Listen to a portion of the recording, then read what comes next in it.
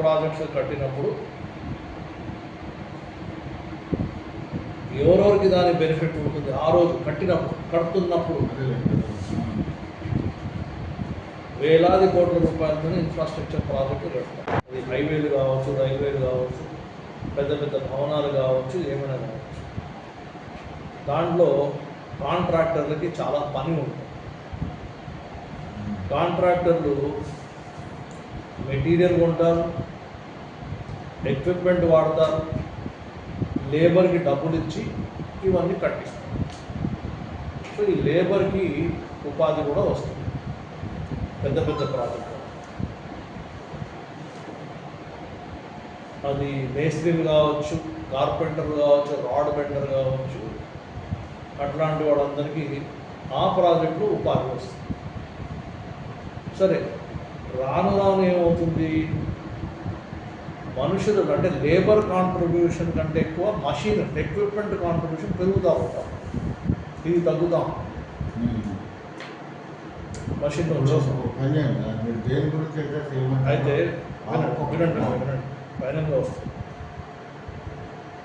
కాకపోతే కట్టడు వర్గాల్లో ఉన్న వాళ్ళకి ఎటువంటి సహాయం చేస్తే బాగుంటుంది? వాళ్ళకి కావాల్సినవి 3. ఒకటేంటంటే బేసిక్ మినిమం ఎడ్యుకేషన్ ఉండాలి. కనీసం 10th క్లాస్ వరకు చేరుకోవాలి. ప్రతి పిల్లవాడు, ప్రతి అమ్మాయి అట్టడుగు వర్గాల నుంచి కనీసం 10th క్లాస్ వరకు రీచ్ అవ్వాలి. అది స్కూల్ ఎడ్యుకేషన్. ఎందుకు ఆ స్కూల్ ఎడ్యుకేషన్ పట్టుకుంటే ఆ తర్వాత తదుపరి పై చదువులు చదువుకుంటే అది సంతోషమే. అందరూ చేయలేరు కదా. అయితే 80% వాళ్ళు స్కిల్ డెవలప్మెంట్ అంటే నైపుణ్యతకి రావాలి. పాలిటెక్నిక్, ఐటీఐ అట్లాంటివి స్కిల్ డెవలప్మెంట్ చేసుకుని తర్వాత డైరెక్ట్ ఉద్యోగంలోకైనా వెళ్ళాలి.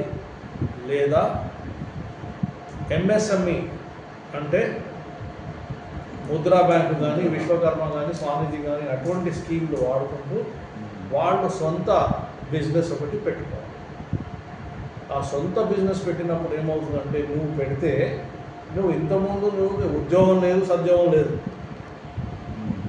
ఏమీ లేదు, నీకు అన్ఎంప్లాయిడ్ ఫెలో. నువ్వు స్కిల్ చేసిన తర్వాత ఈ స్కీమ్లు పట్టుకున్నాక అప్పుడు నువ్వేమవుతావు? ఒక చిన్న బిజినెస్ మ్యాన్ అవుతావు. నువ్వు ఒక చిన్న బిజినెస్ మ్యాన్ అయిన తర్వాత అప్పుడు ఏమవుతావు? నీకు ఎంప్లాయ్మెంట్ వచ్చింది, నీ కింద 2 పిల్లకాయలకు ఉద్యోగాలు ఇస్తావు. అంటే దీని సారాంశం ఏంటంటే be an employer, not an employee. ఉద్యోగం ఇచ్చినవాడు అవును, ఉద్యోగం కోసం వెతికేవాడు కంటే నువ్వు ఉద్యోగం ఇచ్చేవాడు అవ్వాలి అనే కాన్సెప్ట్ని మనం మలుపులో ఇంతకుముందు మలుపు ఫౌండేషన్లో ఇదే కాన్సెప్ట్లో పనిచేసాము. ఆ మలుపు ఫౌండేషనే ఇటు ఆంధ్ర, అటు తెలంగాణ, అటు కర్ణాటక, అటు జార్ఖండ్, అటు పంజాబ్ వరకు వ్యాపించింది. ఇదే కాన్సెప్ట్, మలుపు ఫౌండేషన్ కాన్సెప్ట్ ఏంటి? ఎవడి ముందు చిప్ప పెట్టద్దు, అడగద్దు, అడుక్కోవద్దు, తల ఎత్తి బతుకు, ఆత్మగౌరవంతో బతుకు. ఇవన్నీ నీకు కావాలంటే నీకు నైపుణ్యత లేనిది నువ్వు ఎలా చేస్తావు? నువ్వు ఎంఏ పిహెచ్డి చేసినా నిరుద్యోగంగా మిగిలిపోయావనుకో ఏంటి లాభం? సో ఎంత ఫాస్ట్గా నీవు ఒక ఉపాధి, స్వయం ఉపాధి కావచ్చు, ఉపాధి ఇచ్చేవాడివి కావచ్చు, అది ఈ తరంలో, ఈ జనరేషన్లో నువ్వు ఎంత ఫాస్ట్గా అవుతావో అంత ఫాస్ట్గా నీకు నెక్స్ట్ జనరేషన్ సెటిల్ అవుతుంది. నీవో గాల్లో ఊగులాడుతున్నావు అనుకో, నీ నెక్స్ట్ జనరేషన్ ఎన్నడూ సెటిల్ అయ్యేది. ఇప్పుడు మీరు చూస్తారు ఎంతమంది ఐఏఎస్, ఐపీఎస్ అధికారులు ఉన్నారు, చాలామంది కదా. ఇంకా బిజినెస్ మెన్ ఉన్నారు, చిన్న చిన్న కుటుంబాల నుంచి. వాళ్ళ తల్లిదండ్రులు ఏదో స్కూల్ టీచరో,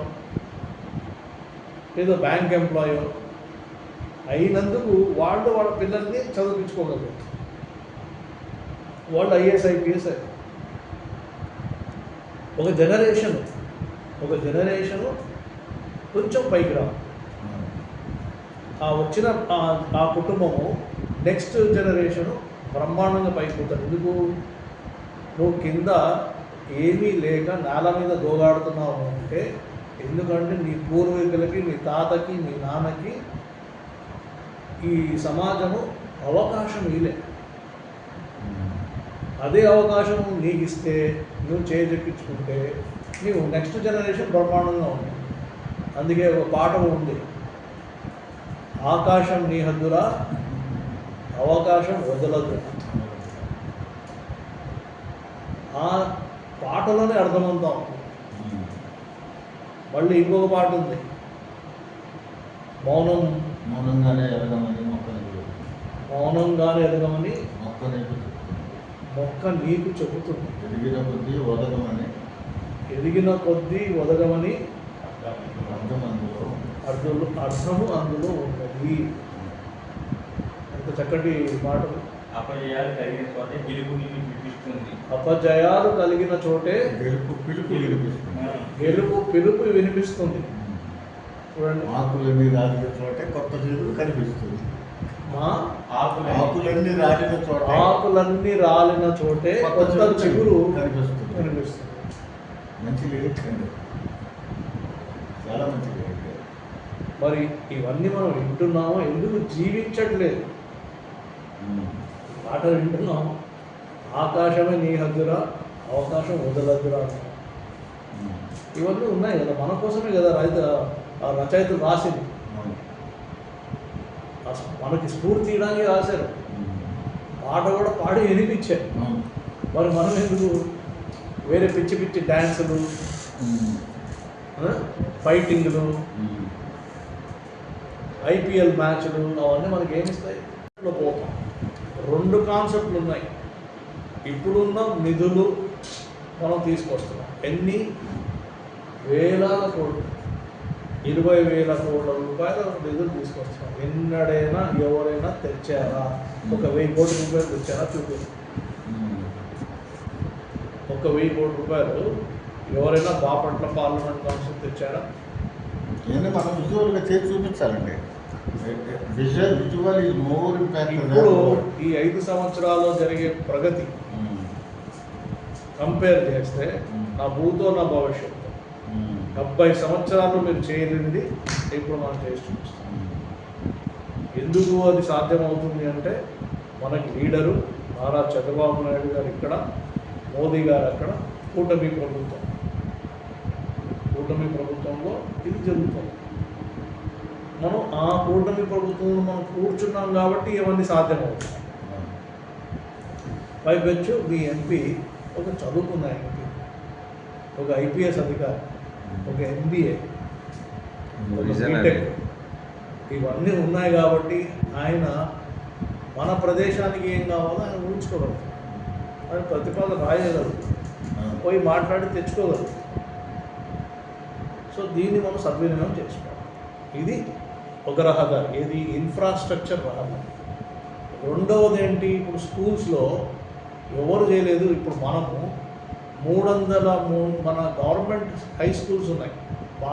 బాపట్ల పార్లమెంట్ కాన్స్టిట్యూన్సీలో 312 government high schools, 1,456 government schools ఉన్నాయి. దాంట్లో 312 హై స్కూల్స్, అంటే 8, 9, 10 తరగతి. ఆ అన్ని స్కూల్స్లో ఇప్పుడు నేను ఎంపీ ల్యాడ్స్ నా ఫండ్స్ వాడి కంప్యూటర్లు పెడుతున్నాను, ట్యాబ్లెట్స్ పెడుతున్నాను. ఎందుకు పెడుతున్నాను? మన ముఖ్యమంత్రి గారు శ్రీ నారా చంద్రబాబు నాయుడు గారు quantum computing, IT, cloud computing అని అవన్నీ చెప్తున్నారు కదా.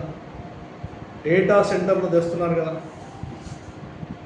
ఐటీ మంత్రులు నారా లోకేష్ గారు గూగుల్తోని, వీళ్ళతోని, అమెజాన్ అందరితో డేటా సెంటర్లు పెట్టిస్తున్నారు కదా. దాంట్లో ఉద్యోగాలు ఎవరికి వస్తాయి? నీ కంప్యూటర్ నాలెడ్జే లేనప్పుడు నీకు వస్తుంది అక్కడ ఉద్యోగం. అప్పుడు ఏం చేస్తావు?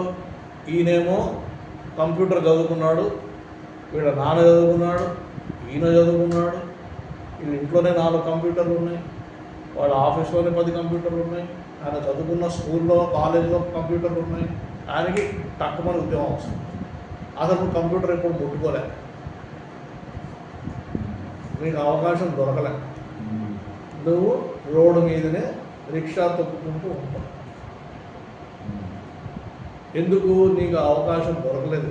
నీకు అదే అవకాశం ఇస్తే నువ్వు కూడా నేర్చుకుంటావు కదా, నువ్వు కూడా అర్హుడు అవుతావు కదా. ఆ అర్హుడు అవ్వాలని నా కోరిక.